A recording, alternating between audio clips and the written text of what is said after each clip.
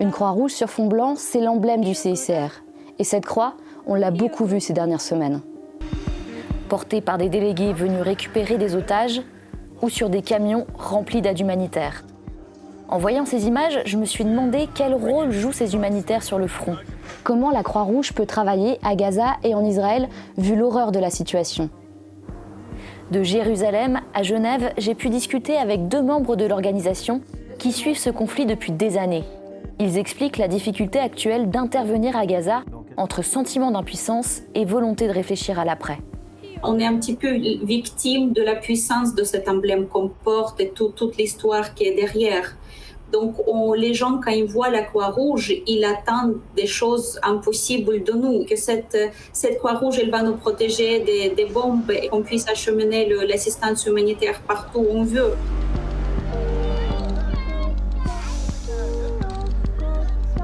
Depuis le 7 octobre, le CICR intensifie ses efforts pour apporter de l'aide aux victimes. Une équipe médicale a été envoyée, mais pas que.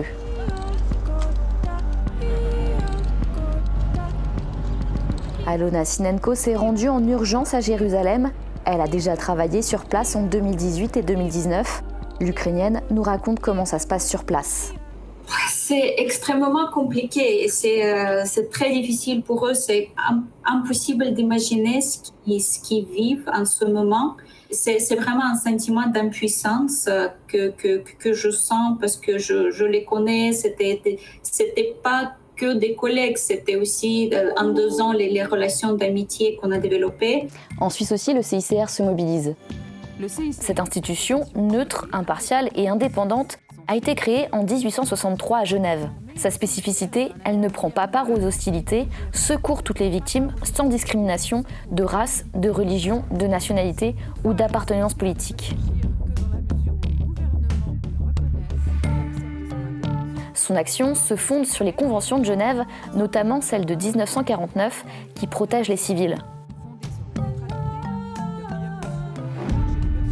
Pour nous parler de ce rôle de protection, on a rencontré le chef de ce département. Christian Cardon connaît bien le Proche-Orient, il a été chef de mission à Gaza en 2014.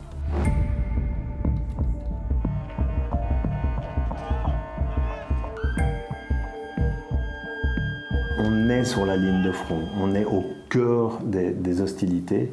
Et moi, ce qui m'a marqué et puis qui est resté avec moi jusqu'à l'instant où je vous parle, c'est la motivation des collègues qui ont vécu ça à plusieurs reprises par le passé. Soyons bien clairs, sans eux, sans les collègues palestiniens, sans les collègues du Croissant Rouge palestinien, on n'est rien dans un contexte comme celui-là. En Israël et dans les territoires occupés, 250 personnes travaillent aujourd'hui pour le CICR. Dans la bande de Gaza, ils et elles sont plus d'une centaine.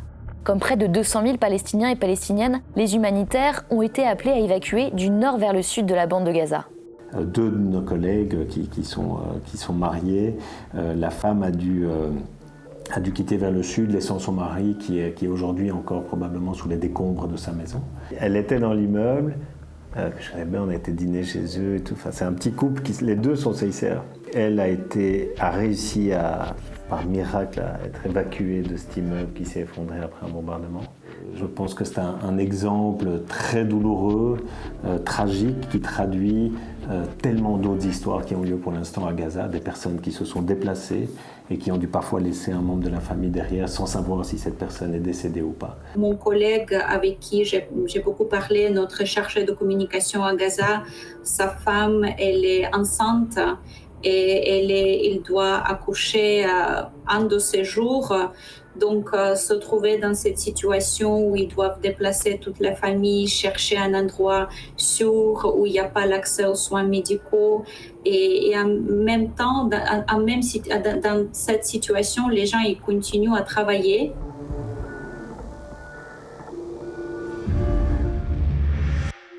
Historiquement, le CICR est connu pour être l'une des rares institutions à pouvoir se rendre dans les lieux de détention. La visite des prisonniers et l'examen de leurs conditions de détention est l'une des tâches principales du CICR.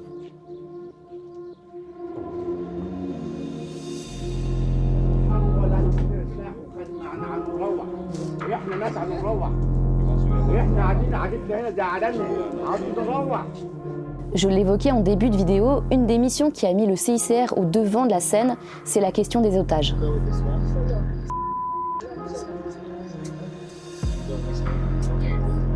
הצלב האדום חייב לקחת יוזמה וחייב לדרוש לראות את כל החטופים שלנו.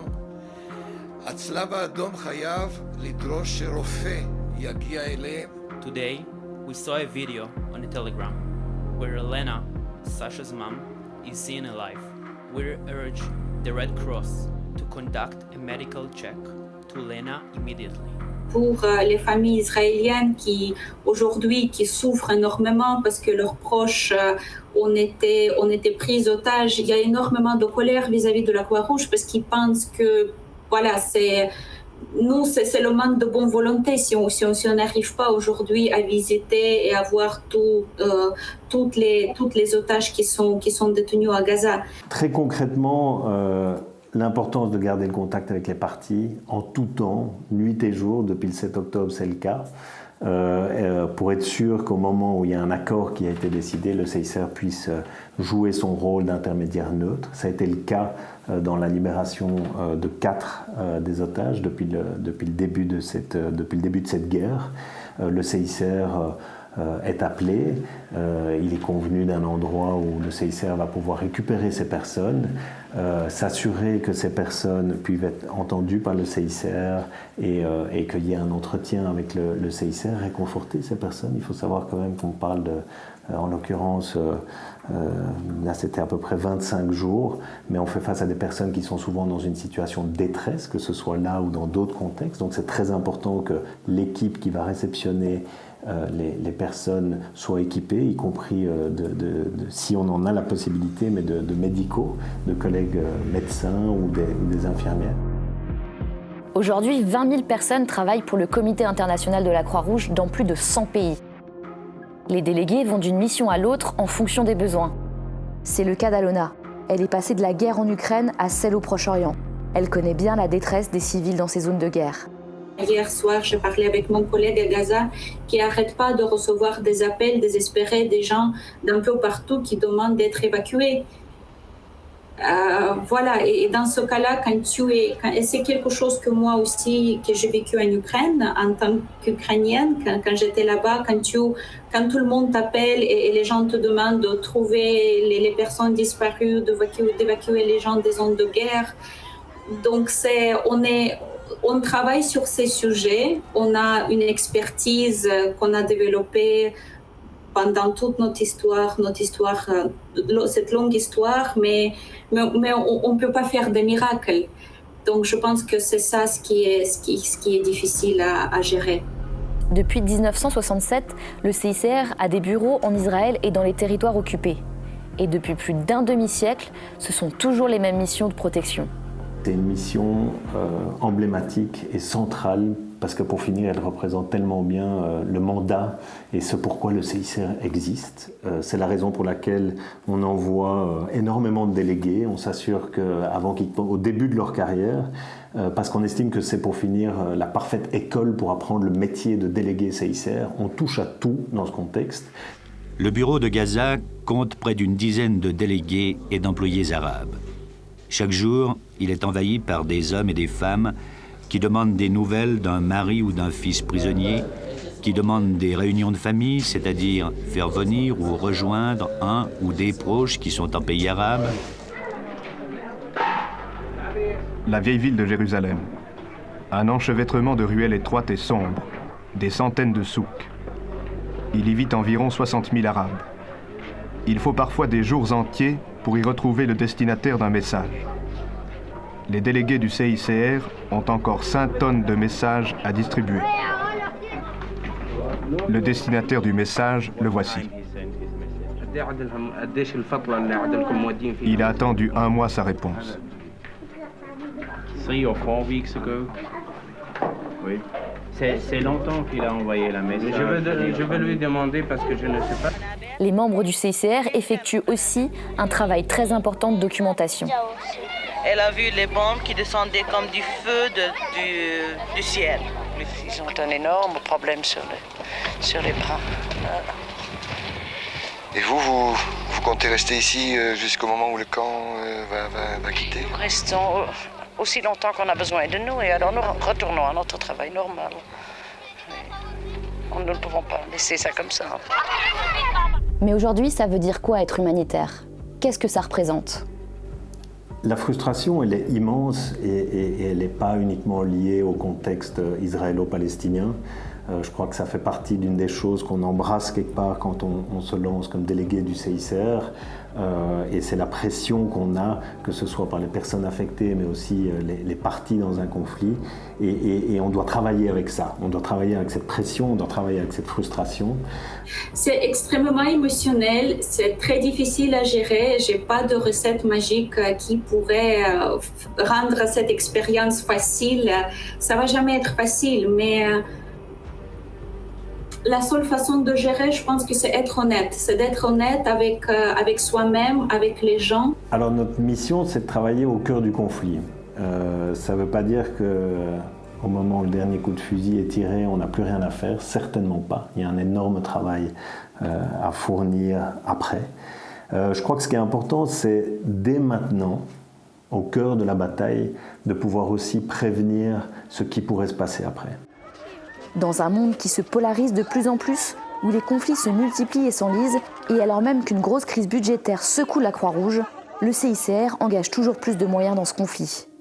L'organisation estime qu'il leur faudra environ 44 millions de francs pour répondre aux besoins humanitaires à Gaza. Une chose est sûre, les délégués du CICR ne sont pas prêts de quitter ce territoire où ils sont présents depuis près de 60 ans.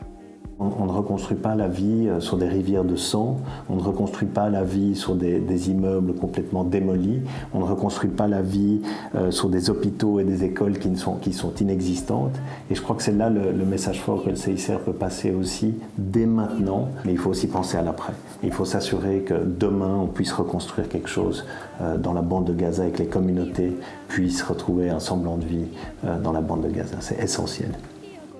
Alors c'est sûr, le CICR n'est pas la seule organisation présente sur place. Le Croissant Rouge fait aussi énormément, comme tant d'autres. L'ONU, MSF, Médecins du Monde sont également présents. D'ailleurs, si tu veux en savoir plus, je te conseille cette vidéo sur la médecine de guerre de ma collègue Florise. Si ce sujet t'a plu, n'hésite pas à partager, liker ou commenter.